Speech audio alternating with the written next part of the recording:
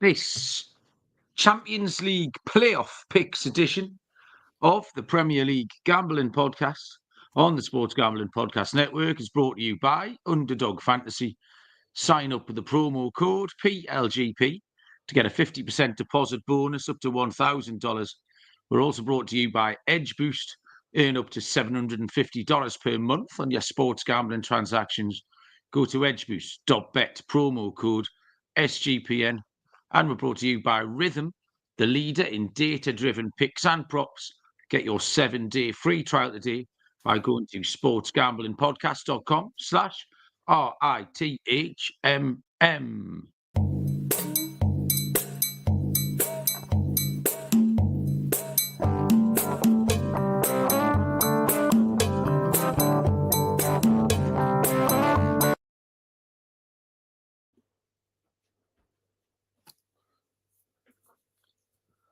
Welcome, everybody, to the Premier League Gambling Podcast on the Sports Gambling Podcast Network. My name is Malcolm Bamford, coming to you from Newcastle upon Tyne in the northeast of England. Today is Monday, the 10th of February. We are here to have a look at the Champions League playoff games, which take place Tuesday, Wednesday.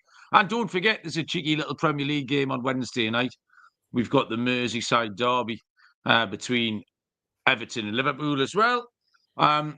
This is always one of the lowest key shows of the year. It's me and Barry are very tired and emotional from drinking our own body weight in lager and getting no sleep. Joining me, he's made it back home, which is quite impressive. He looks slightly more grumpy than usual, which is even more impressive. It's Mr. Barry Penaluna. Barry, hello, mate. You look cheerful. I've been better, Malcolm, I'll be honest with you. I feel all right. I'm just fucking absolutely knackered. Like, I've got no energy. Well, it was, great night. Great night was had. Lots of food, lots of drink, a very, very late night. And of course, I've had like a 160-mile journey home this afternoon, haven't I? Yeah. I mean, I'm still sat here in the same clothes I was wearing last night. I haven't been changed. I haven't been. Oh, no. I haven't done anything, but, well, went to bed in these clothes, got up in them, drove home in them. I managed to drive, Malcolm, for about 30 minutes. Got to Washington Services before I had to pull over and have a sleep at the roadside. Washington Services is about 6 miles south. Yeah, I didn't get far. I realised I can't drive here. I'm not going to stay awake any longer. So I pulled into Washington Services and literally reclined the seat, and I reckon it probably took me about 20 seconds to get to sleep. And then I just sprung back about 80 minutes later. I just woke up startled, thinking, where am I? Just watching traffic flying along the motorway in front of us. And then got back on the road and made the journey down. So it wasn't a very pleasant journey, but I got here safely, so I'm home. What woke me up today, Barry, was the kids coming home from school at 3:15, which was quite a good effort. The key in the door, Bob coming home from school. And I thought, shit, have I been asleep that long? And yeah, so I got up at 3:15 this afternoon. I wish I'd had I still don't feel great. I've had a 2-litre bottle of Tizer, Red Pop and Blue Crisps. No, what you want? Coke? No, I've got a glass of red wine. You're an absolute animal, Barry. I absolutely couldn't. I've had 2 litres of Tizer to try and level me out. I've been along to your brothers and collected my van and the blackjack table, so that's back. But no, it was very good, Barry. Enjoyed it. We had a few new faces. Andy was in the chat. Andy Williams came along. He said he'd done nothing today except make horrible smells, is what Andy told me. So that's always a sign of a good night out, isn't it? But it was top class as always. Baz, your wings were most triumphant. The best wings I think you've ever done. I don't know what you did differently, but the wings were top class. We picked some winners as well from our silly little show that we gave out on Friday. We Yellow Gatorade, Malcolm. Yellow Gatorade was the answer, wasn't it? Yeah, yellow Gatorade. Lemon and lime. We knew we had the angle in, didn't we? Yeah. On that, so there you go. Ian was first in the chat. Ian said he's cracked a Stella for the show. He's got hair of the dog, which is a good effort. Greg's joined us from Australia. Greg, how you doing? Harry's slagging off the NFL. Chelsea. Adam Thompson's joined us.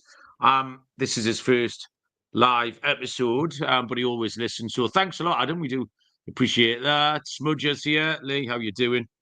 Callum went to bed when he hit his first bet, but I need to know what the bet was, Callum. I think he just took the, as well, Joe. How we doing? Special Malcolm on Bet365, which was a touchdown in the first quarter, wasn't it? I'm sure that was Callum's bet. Yeah, because he'd asked us for some advice on that. What a fan. Here's one for you, Malcolm. You mentioned picking your van up from my brothers this morning. You weren't the only one to leave their car behind. However, Carl left his car behind but couldn't find his key this morning. No. Fortunately, he has one of them air tags on it where you can track where your key is. And it was in Killingworth at the taxi driver's house. He'd obviously lost it in the taxi on the way home. So he's had to get his missus to drive him up to Killingworth and knock on some bloke's door and say, "Were you my taxi driver last night? I think you've got my car key." And sure enough, the car key was in the car down the side of the chair. So he's got it back in the end. Carl spent about an hour last night defying gravity. He was asleep on his stool, but he got to well across 45-degree angle without falling off. I don't know how he was doing. He was fully asleep, and how he never fell off that chair was absolutely miraculous. It was very, very solid entertainment for an hour. That, and Andy's saying one of the lads needed help down the stairs. That was Carl. Yeah, that's exactly the lad we're talking about. Michael's joined us. Michael, how you doing? John Cullifay is back again. John, nice to have you back. So yeah, did all right. Enjoyed it. Football-wise, Barry, we did the show on Thursday night for the FA Cup. We slagged it off. We said we didn't like any bets. We said we didn't like any of the fixtures. We said it was going to be boring. And then it turns out it was a really good, fun weekend of games, wasn't it? By a plenty winners. Two of my four main picks won, including Millwall. I left a bit out there with Millwall. Millwall won at 6.5 to 1, but I gave them on the handicap, so I feel like I left a winner out there. Both teams to score. Manchester City, great goal that from Orient. Two of my three underdogs won. I know there was someone in the chat. I'll get the name here in the Discord actually, who played all three underdogs. It's 75 to 1. Which was Burnley. Good win. Lee would be happy with that. Brighton beating Chelsea. And the third pick was a loser. It was Blackburn to beat Wolves. But he did play them as a round robin. It was Kappa's pal Robbo in the Discord chat who had the 75 to 1. But he done all right as well. And my treble one, Barry, I gave a treble out, which was Fulham, Newcastle and Villa, the 21 to 10 in that one. So quite a lot of stuff. Quite a lot of winners, Baz. How were your picks in general? Thoroughly depressing, as it happens. Oh, really? Coventry was my underdog. Shite. Spurs to score 2 or more. Shite. The only thing I got right was Burnley Southampton was the unders. I also said I liked Burnley at 17 to 4 or on the double chance at even. So that went okay. But otherwise, I took the overs in the Everton game. That finished 2-0. And Malcolm, we shall never speak about a slow roller ever again. Oh, no. Did you kill it? The slow roller was on a double, a moneyline double. Crystal Palace tonight, 2-0 winners. Who do you think the other one was? Liverpool. It was Liverpool to beat Plymouth. You tit. 1-6, Malcolm. 1-6. What a joke. Never shall that be spoken about again. But you did say a good weekend of FA Cup. We did slag it off, and I said to you last night when I saw you, what a good weekend it had been. Started with that sort of, I mean, we had the Man United Leicester game, which was a bit of a kick in the balls. We didn't like the fact they got away with one late on. But the Leyton Orient game was good fun. Seeing Leyton Orient go up with an absolute thunderbolt of a goal. The Birmingham Newcastle game I thought was brilliant. Hats off to Birmingham for really, really giving us a tough game. Newcastle sort of got through in the end. But I thought it was a proper FA Cup tie. You know, lots of physical stuff going on. A lot of people moaning about Birmingham being a bit dirty. I have no problem with that. what they had to do. And it made it a good tie. There was a good bit of sort of needle in it, which is what you wanted to see. So a really, really competitive game there. And then it's capped off yesterday with that Plymouth Liverpool game, which is what the FA Cup is all about. I mean, Liverpool did rest a lot of players, but that, you know, they had Jota, Diaz, Nunes was on the pitch for a lot of it. They had a strong enough side out there. I think he probably made an error. You look at other teams who had to call people off the bench, and he didn't. He rested everyone, but just didn't bother putting them on the bench either. You know, we saw Man City bring it on Foden and De Bruyne, and Newcastle were bringing on Tonali, Murphy, Isak for about 30 seconds at the end was a bit bizarre. But yeah, I think Slot left himself with nowhere to go. He had Nunes and Jones were the only sort of subs of any worth, and he didn't even bring Curtis Jones off the bench, which I thought was very strange. So yeah, good news for everybody else. It opens the FA Cup wide open now with no Arsenal, no Liverpool, no Chelsea. The draw was made tonight, and all the remaining bigger teams have kept apart from each other. So looks a very competitive competition now, the FA Cup. Yeah, I was just going to have a look at the outrights actually to see what difference the draw made, but I can't seem to find any. Or Bet365's gone a bit mental there. Yeah, there's still a game tomorrow night, isn't there? So Exeter take on Nottingham Forest tomorrow night. No outright. Man City are 2-1 favourites. Newcastle second favourites now at 5-1. Man United 6-1. Bit of a strange one. I don't know how Man United are ahead of Villa, Bournemouth, Brighton, Fulham, Palace, Forest. I wouldn't put them ahead of any of those six, to be honest. But yeah, as I say, it looks competitive. Absolutely. Cree joined us in the chat. Connor's here as well. Pete's picks. Pete's had a couple of winners over the weekend. I think he was having a little back and forth with Lee in there.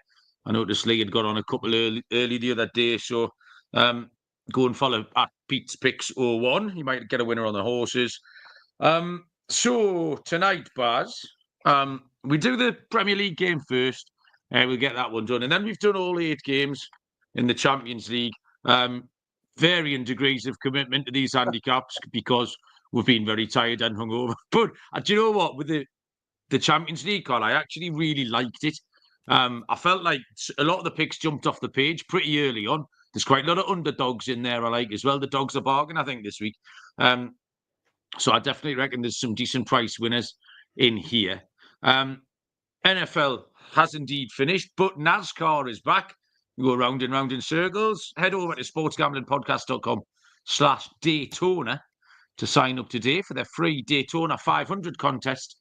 To be entered, you can win $100 cold hard cash and $100 SGPN gift card, plus random bonus prizes. That's sportsgamblingpodcast.com/Daytona to sign up. SGPN is partnered with Edge Boost, the premier Visa debit card for bettors. Edge Boost card allows you to avoid the hassle of having your card denied at any of your favourite gambling spots. You can earn up to $750 per month in cash back. It's FDIC insured, no credit checks. It's completely free. Edgeboost.bet, promo code SGPN. That's edgeboost.bet, promo code SGPN. And mybookie.ag, place to bet every sport, all the games, live dealer casino, tons of locations are accessible on MyBookie. Head to mybookie.ag with the promo code SGPN for a 100% deposit match up to $1,000 plus a $10 casino chip. mybookie.ag, promo code SGPN. Right, okay. Yeah, Adam's just asking about the Maguire goal. The VAR thing was a thread this weekend, wasn't it? Because there was no VAR in that competition. And I think where the FA would really quite have enjoyed just a quiet weekend of nothing happening, they got the exact opposite. And it leads to that question of, was it better without it, or would you have preferred the accuracy? Because on Friday night, I was furious when Man United scored. I had both kids sitting on the sofa behind me. I was shouting at them, like, see this? This is the shit I put up with every week for 40 years before you were born. This is why I hate Man United. I got PTSD from this. I felt like I was back in Vietnam. And it just took me back because that's what happened. every week. And then all of a sudden it's kind of stopped with them being rubbish again. But then the very next day, Newcastle maybe got away with one. So couldn't be as angry. I had to stop being angry for a bit. And then Brighton-Chelsea, there was one in that game as well. So, like, you pay your money and take your choice, don't you? I prefer the no VAR. Competitive selfishness. It's horrible when it happens to other teams. Or hilarious when it happens to other teams. It's horrible if you get on the short end of one. It's not going away, so it's a bit of a pointless conversation. Yeah, I enjoyed the no VAR, Mal. I really did. And as you say, for example, the Harry Maguire one would definitely have been ruled out. But it is just refreshing watching a game, seeing a decision and knowing that's it, and being able to celebrate the goals. And it's given, that's it, it's gone. Move on. Much prefer that. I would take the odd mistake, but there we go. It's here to stay. It's never going to go the like Man United one wasn't even a VAR mistake. It would have it corrected wasn't. it. Oh, yeah. Fucking hell, linesman, what are you looking at? It's not like something tricky where the forwards are going that way and the defenders are going that way. But there was a line of people in red shirts. There was a line of people in blue shirts. They never interfered with each other. And the red shirts were all offside the entire time. None of them got back onside. It was the easiest. It was almost like an example of offside. Like if you wanted to do a test for linesmen, say, right, this is what offside looks like. It was like the most obvious thing. So anyway, they'll go on and win that competition, Man United now. They're probably worth a little bet. Right, we'll start with the Prem, Baz. This is the game that was called off a few weeks ago because it was windy or something. 7:30 on Wednesday, so 2:30 Eastern Time. Everton and Liverpool. Everton are 7-1. The draw 7-2 plus 350. Liverpool are 8-19 minus 238. Interesting game this because Everton had found some form from somewhere under David Moyes, and they scored a few goals. 3 beat Tottenham, 4 v Leicester. The question is, do you trust it? Do you trust that form? They were very much back to their old ways against Bournemouth in the FA Cup at the weekend, which was shite, not scoring, getting beat. You can't trust that form, Baz. Leicester and Tottenham are probably the two least trustworthy teams. Like the form line just looks really, really shaky. I think they've got to regress back. They're still rubbish. Everton is still rubbish. I don't know what's changed. Liverpool, obviously, the victims of a bit of a cup shock at the weekend, but they did leave a lot of their big names at home. This is a big chance for them to go 9 points clear, with it being the only Premier League game of midweek.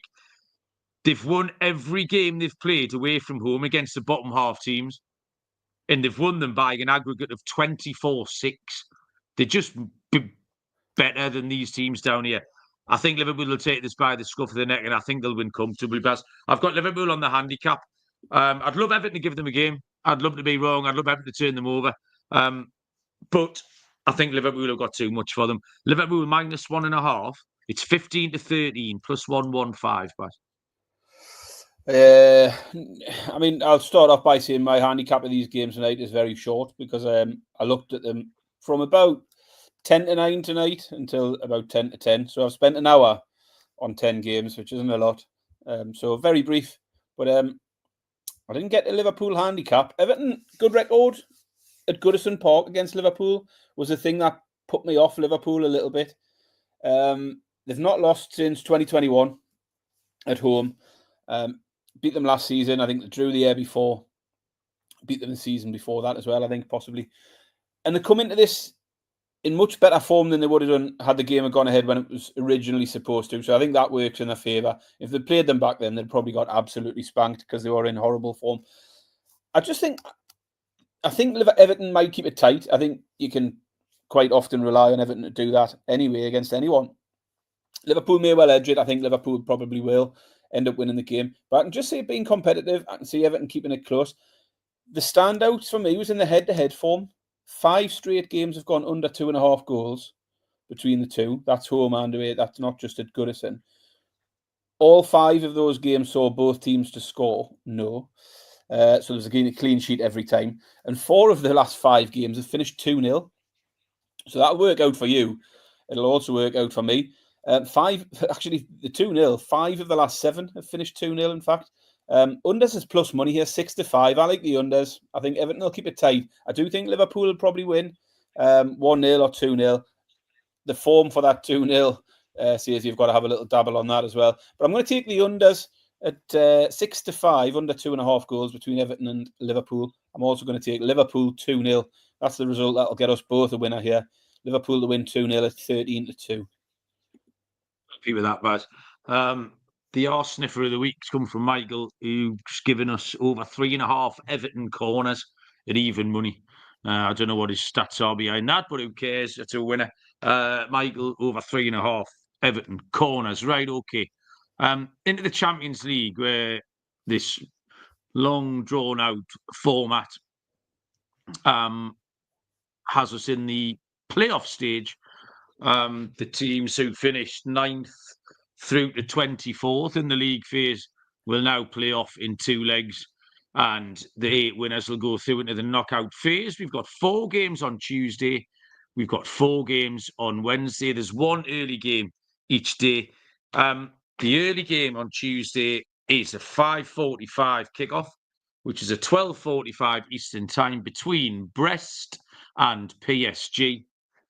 Brest are 13-2, plus 650. 4-1 the draw. PSG minus 263. That is 8-21. It's quite a nice, gentle start handicapping this because you've got league form to go on. Obviously, both teams in League 1. Both finished the Champions League phase on 13 points. Went in opposite directions. Brest started well and dropped away a little bit.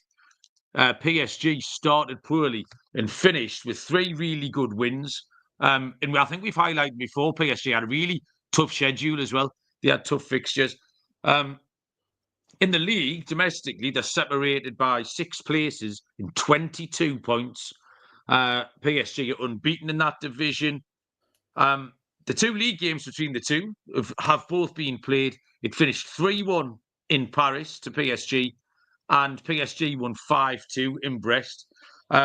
So data for goals and both teams to score in both. Brest's form against the top teams is a key stat here. They've played 7, lost 7 against the teams at the top of the league. They conceded 5 at home to Marseille, as well as 5 at home to PSG earlier in the season. So it was PSG for me. Finding the right bet was a little bit tricky. I'm going to take the PSG team total over 1.5 was really short, 9-25, minus 277. So I had to take a bit of a risk because they're so short to score 2 or 3 goals. The score in both halves represents value for me, Baz. PSG to score in both halves is 9-10, which is minus 111. But I also like a little same game parlay on PSG to win and to score over 2 goals. That's 15-13 plus 115, Baz. Yeah, I mean, you said you've talked about the sort of matchup in the league this year and how PSG have already won by decent margins in both of those. Brest got here with 4 group stage wins, but only one of those against the team who qualified. They beat PSV, but the rest were against some of the whipping boys of the Champions League, as it would be. The 3 defeats all came by 2 or more goals, and all of the 3 defeats saw them fail to score. 2 of them were Real Madrid and Barcelona, so obviously tricky. But they also lost 2-0 to Shakhtar Donetsk recently, which doesn't bode well. PSG have beaten them twice already, 5-2 and 3-1. And I'm happy to follow that and go with PSG. Minus 1.5 at evens. I'll take PSG on the handicap. Yeah, I thought that the handicaps were similar. This one was very much about finding the right bet, Baz. We've done different things trying to get the same result out of this. Just in case anyone's on tenterhooks, I cannot be asked to play Battleships. So Battleships will be back on Thursday night. We're far too tired and hungover for that. So if that's why you're here, sour times, I'm afraid. 8 o'clock kickoffs on Tuesday. Starts with Juventus taking on PSV. Juventus 9-10, minus 111. The draw 5-2, plus 250. PSV 31-10, plus 310, Baz. Again, very, very brief from me, but the pick is going to be under 2.5 goals for me. I do fancy Juve can possibly get a positive result at home, or certainly keep it tight. And PSV have been involved in a few games which have been quite high scoring. But 3 of their 8 Champions League games did go under 2.5. But it's the Juve side of it. Juve have just went under 2.5 in 6 straight games in this competition. And that's the one I like. With Juve at home, I think they'll control this a bit more. And I think they'll keep it tight, certainly, in this first leg. 4-5 is the price. I'll take Juve and PSV to go under 2.5 goals at 4-5. I got the same pick, Barry, team Ryan. The Juve form points to the unders. The PSV form contrasts that, as you say. But there's a few question marks about that PSV form. They won 4 of the last 5 in the Champions League, and they did score 13 goals doing it. But they faced poor opposition 3 times, and then they faced Liverpool's reserves on match day 8. Juventus are really boring. In fact, they only won 3 times in the group stage here. They've only lost once in 24 league games at home in Italy, but they've drawn 13 of them, scored 9, conceded 7 in 8 Champions League games. That's the form line that's a lot more trustworthy than the PSV one, Baz. So exactly the same pick, Juve, PSV, under 2.5 goals, 4-5, minus 125. Next up is possibly the game of the week, Manchester City taking on Real Madrid. Manchester City, holy shit, the prices have moved, Baz. We talked about this at 4 in the morning. I don't know if you can remember, Baz. Man City were 5-4 and now into 11-10 plus 110. The draw is 29-10 plus 290. And Real Madrid have drifted an eighth of a point all the way out to 2-1. I've seen some chat in the comments about this game already. And everyone else has noticed the same thing I've noticed, that Real Madrid just seem far too big a price. I do not understand this even a little bit, Barry. Listen, if I come home from 5-a-side tomorrow and Man City have won 3-1, I'll be happy to be proved wrong. But these prices are absolutely insane. I looked at Real Madrid to score twice, which is only even money. So even money to score twice, but 2-1 to win. Real Madrid to score 3 goals is 100-30 plus 333. I just think they'll win. Man City, made changes again at the weekend, but they're just vulnerable against absolutely everybody. Everybody, Brentford, Orient, other Brugge. Like, list all these teams who've caused Man City a shit ton of problems. And then you're putting the name Real Madrid in there at 2-1. I can't have this at all. Have to take Real Madrid, Barry. Was that your pick then? Real Madrid, yeah. Money line, yeah. Yeah, I mean, I haven't got the same pick, but I agree with it. And I should say, you said at the beginning, you found this card quite easy. You found picks jumping off. Unfortunately, I felt the same since I only had an hour to look through it. I got to each game, and I knew I had to be quite brief, but I did find it reasonably okay to find a bet for every game. And this one, like you were just drawn instantly to the price for Real Madrid. Having seen what we've seen from City recently, you just got to side with Real Madrid somehow at these prices. You can't trust City, certainly not defensively.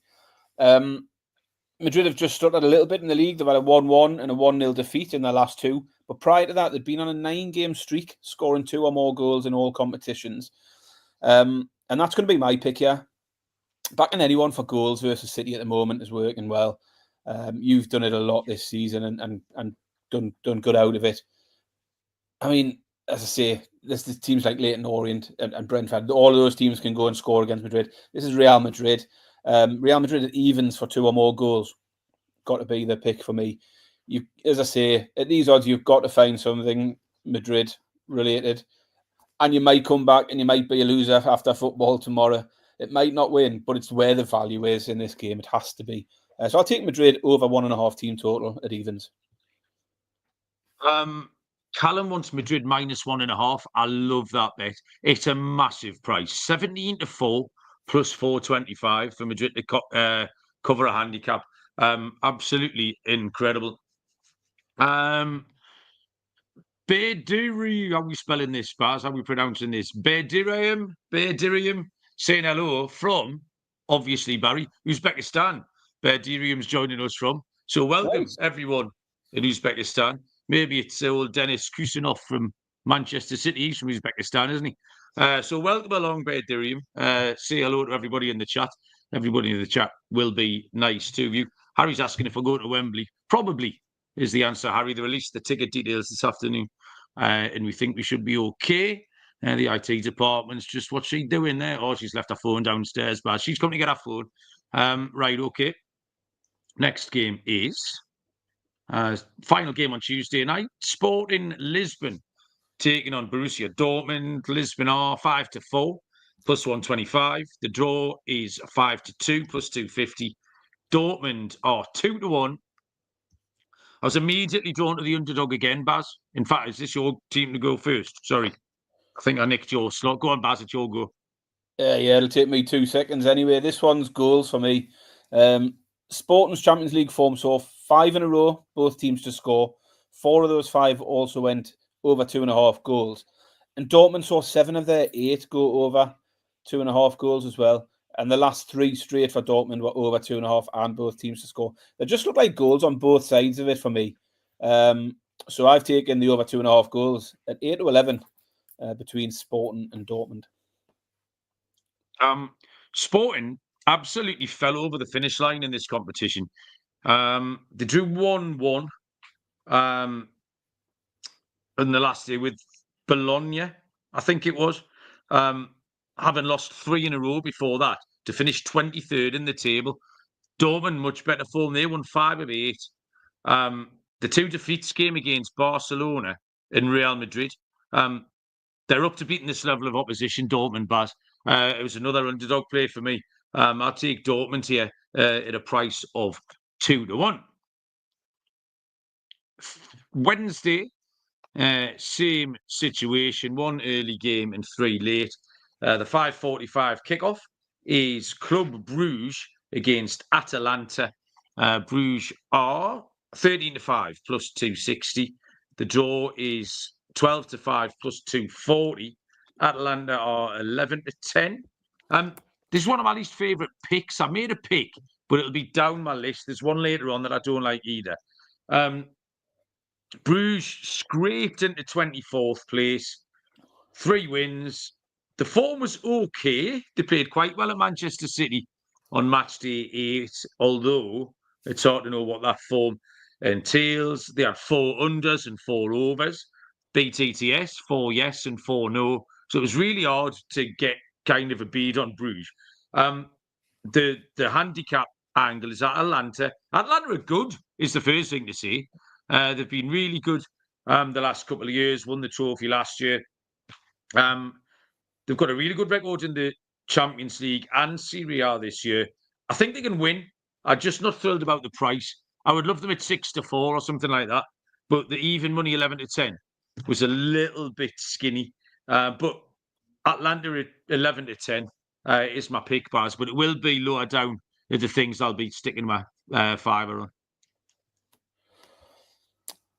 on. What did you take? Sorry, I switched off for a second there. I nearly fell asleep. Atalanta to win, Barry, money line. I was almost 45 degrees in my chair. Right, team ride. I really like Atalanta here. They were just unlucky to miss out on the top 8, whereas Bruges were scraping in at the end. Atalanta in Europe have lost just once to Madrid, scored 2 in that game as well. They have had a friendly draw, I think, but in the other tough games they played Barca, they played Madrid, and they put 2 past both of them. They scored 2 or more goals in 7 of their 8 as well. I didn't want to go for another team total because I seem to have quite a few of them on here. So I just took Atalanta, 11-10. Is the pick I like here. Actually, I have wrote down, I don't mind Atalanta at 11-10, but I'm going to take them to score 2 or more at evens. So I'm lying to myself. Take a pick. Atalanta are going to win, and they're going to score 2 or more. There you go. We're getting a real window into how hungover Barry operates tonight. This is quality. 8 o'clock kickoff on Wednesday. Celtic take on Bayern Munich. Celtic are 11-2 plus 550. The draw 9-2 plus 450. Bayern are 8-21 minus 263. While we're on the subject of Scottish football, I'm surprised Coisty hasn't been in the chat tonight. Talking about FA Cup shocks, there was a huge one in Scotland yesterday. Rangers got beat at home to Queen's Park in the FA Cup. Queen's Park were 22-1 on the money line. I saw one betting slip pictured. Someone had doubled Plymouth at 14-1 with Queen's Park at 22-1. There's always one, isn't there? So, Coisty is here. Hello, mate. I thought Coisty would have enjoyed Rangers getting knocked over yesterday. So, yeah, but Celtic v Bayern Munich. Yeah, Celtic have done well to get here. I don't think anyone would have fancied them to get out of the group and give a good account of themselves. Started off well. Unbeaten at home has been the key for them. But I think it might fall apart here in terms of their home record. Just think it's a bit step too far. They've conceded 4 last time out against Villa.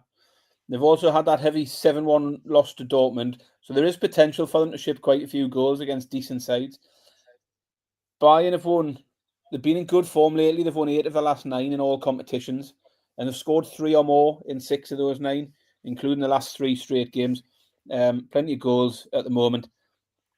I mean, I looked at Bayern's run through the Champions League. They've played quite a few of the lesser sides. Scored 3 v Bratislava, 5 against Shakhtar, 9 against Zagreb.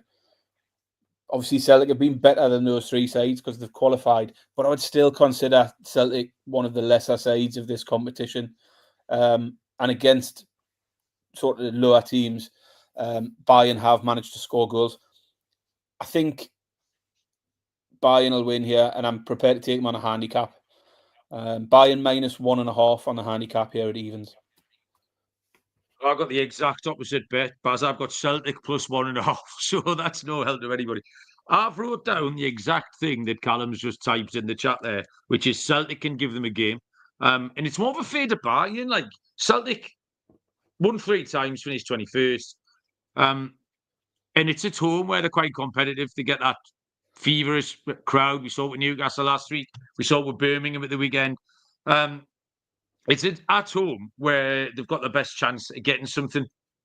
Bayern lost 3, and those 3 defeats all came away from home as well. So that kind of fits the pattern as well. Celtic aren't without hope here. 3 times away from home, Munich only didn't score any goals in the 3 defeats.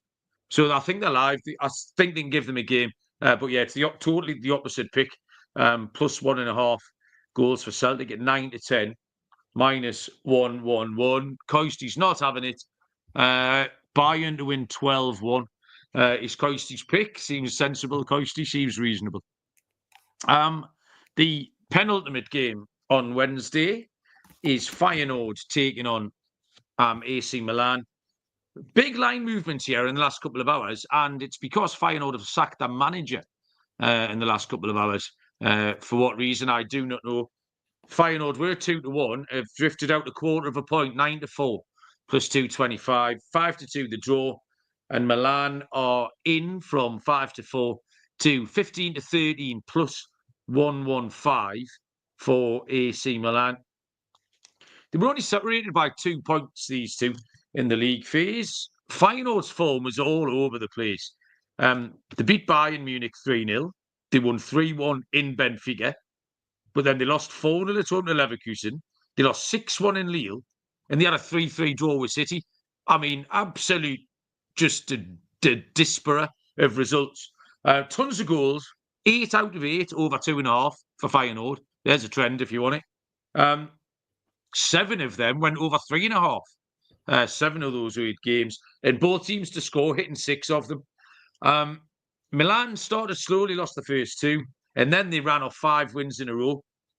6 of those, both teams to score, and over 2.5. So all that data just seemed like the sensible place to stop. I didn't need really to go any further. Both teams to score over 2.5 was even money. Seemed absolutely fair price.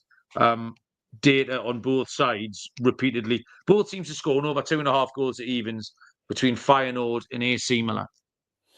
It's a team ride for all the same reasons. Feyenoord over 2.5 in all of their 8 games. Scored 18, conceded 21. Only Barcelona seen more goals in their games, than Feyenoord. And AC Milan went over often enough as well, 6 of their 8. And all 6 of those went over also both to score. So same pick. Both teams to score over 2.5 between Feyenoord and AC Milan at even money. And the final game here is one of the least inspiring on the card behind that Brugge Atalanta game. Monaco taking on Benfica. Monaco 13-10 plus 130. 5-2 the draw plus 250. Benfica 2-1, Baz. Yeah, probably the trickiest one really to land on something. Hard to split the two. They finished level on points, 16th and 17th in the table. Both had 4 wins, 1 draw, 3 losses. And hard to split. Sort of looking at the schedule they both had very similar sort of run of games, beating similar caliber of opponents, losing to similar caliber of opponents. But what we have got is a direct comparison game in this one because they played each other in the group stage. At Monaco as well. It was Monaco at home to Benfica, and Benfica came out 3-2 winners in that one. So with me having not a lot of ideas coming into this one and just looking at how close they are as a match, the fact that Benfica have won this fixture already this season, I'll take Benfica as an underdog to finish off with. So I'm going to take Benfica to beat Monaco at 2-1. Barry, it is a team ride. Similar reasons. We have got that nice comparison, the 3-2 win. Monaco won 3 of their 4 home games and had decent form lines. They beat Barcelona, they beat Villa, but crucially lost this exact fixture 3-2. Benfica were really good away from home. They won 3 of their 4 games, including at Juventus on match day 8 last time out. That's good form. So 2-1 is a fair price to repeat something they've done 3 times this season and against its exact opposition. So yeah, I'll take Benfica at 2-1, Baz. And in 43 minutes, we're one step closer to being able to go to bed, Baz. Have you got anything you want to tell the people? Not a lot. Just if you're in Uzbekistan, spread the word. Let's see if we can get more people from Uzbekistan listening. I'll be keeping an eye out on the numbers and seeing how many more join. But yeah, spread the word. In fact, everyone spread the word. We haven't had any reviews for a while on Apple. We haven't had many ratings on Spotify. So do them things again. And don't forget, if you're not already subscribed to YouTube, then you should definitely do that. Yes, you're right, Barry. People should do all of that. Yeah, I think that's me. I've got nothing to add either. We'll be back. We promised to double the enthusiasm levels on whatever day we do the weekend Premier League games. We appreciate everyone bearing with us while we're both tired and emotional tonight. We're Friday night game this week, haven't we? So we might have to consider a Wednesday night episode, possibly, if we can. Whatever. And I meant to mention earlier, why is this FA Cup still not finished? Why are we still waiting until tomorrow night? Why on Nottingham? Who wants to watch Nottingham Forest v Exeter tomorrow night when the Champions League's on? Exactly. Especially when it clashes with the Champions League. Makes no sense at all. Don't get it. It's absolutely ridiculous. Madness. No, I completely agree.